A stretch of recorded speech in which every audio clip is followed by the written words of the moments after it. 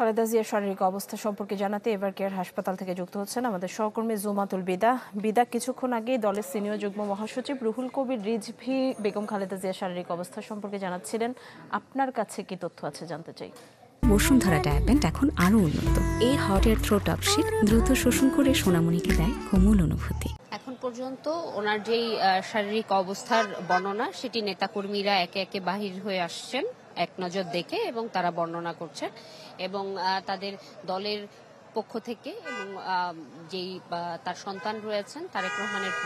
যে উপদেষ্টা তার পক্ষ থেকে আমরা জানতে পেরেছি যে তার যেই শারীরিক অবস্থাটি সেটি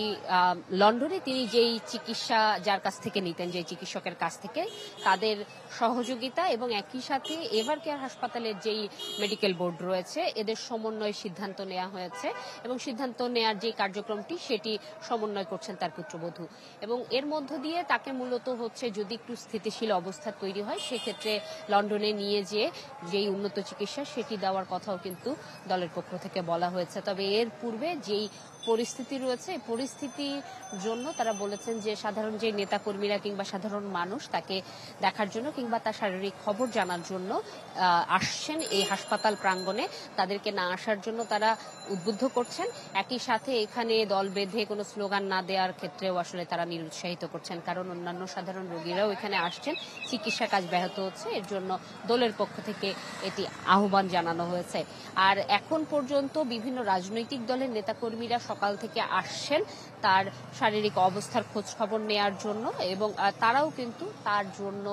বিশেষভাবে দোয়া প্রার্থনা করেছেন জাতির কাছে এবং তার যে শারীরিক অবস্থা রয়েছে এটি স্থিতিশীল হলেই কিছুটা তাকে যেই লন্ডনের চিকিৎসক এবং বাংলাদেশের যে চিকিৎসকদের সমন্বয়ে মেডিকেল বোর্ড গঠিত হয়েছে তাদের সিদ্ধান্ত অনুযায়ী চিকিৎসা কার্যক্রমটি অব্যাহত রাখার কথা বলা হচ্ছে এবং আমরাও সেই সিদ্ধান্তের কথাই আসলে শুনে এসেছি। এর পাশাপাশি যদি তার সন্তান তারেক রহমানের দেশে আসার বিষয়টি প্রশ্নতে ওঠে সেটি নিয়েও কিন্তু রাজনৈতিক নেতাদের কাছে প্রশ্ন করা হচ্ছে। মূলত এখন তার চিকিৎসাটাকেই প্রাধান্য দিচ্ছে তার পরিবার এবং তার স্বজন এবং তার দলের নেতাকর্মীরা। বিএনপির পক্ষ থেকেও তার যে শারীরিক অবস্থা রয়েছে সেটি স্থিতিশীলতার দিকে যদি যায় সেক্ষেত্রে উন্নত চিকিৎসার দিকেই তারা বেশি নজর রাখছেন এবং সেটিকে গুরুত্বপূর্ণ তারা মনে করছেন, সেটিকে গুরুত্ব দেওয়ার কথা এবং দোয়া কামনা করছেন সাধারণ মানুষের প্রতি। আপনারা যদি একটু ক্যামেরা চোখে আপনাদেরকে দেখাই তাহলে এখন পর্যন্ত এভার কেয়ার হাসপাতালের যেই পরিস্থিতি রয়েছে একদম প্রবেশ দ্বারে বিভিন্ন এলাকা থেকে আসা নেতাকর্মীরা কিংবা সাধারণ মানুষ এসেছেন এক নজর আসলে যদি তাকে দেখা যায় এবং অন্যদিকে যদি তার শারীরিক কোনো খবর জানা যায়, একটু আপডেট জানার জন্য তারা মূলত এসেছেন এবং তারাও একে অন্যকে আসলে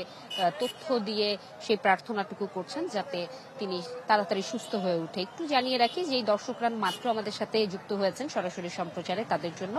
ফুসফুস এবং হৃদযন্ত্রের যে গুরুতর সংক্রমণ এটি নিয়েই সংকটাপন্ন অবস্থায় হাসপাতালে চিকিৎসা নিচ্ছেন বিএনপি চেয়ারপারসন খালেদা জিয়া এবং নতুন করে নিউমোনিয়ায় আক্রান্ত হয়ে গত রোববার থেকে তিনি মূলত হাসপাতালেই আছেন।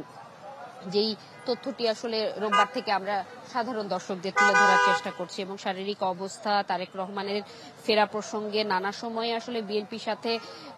গণমাধ্যম কর্মীদের প্রশ্ন উত্তর চলেছে এবং এই প্রসঙ্গে আসলে তার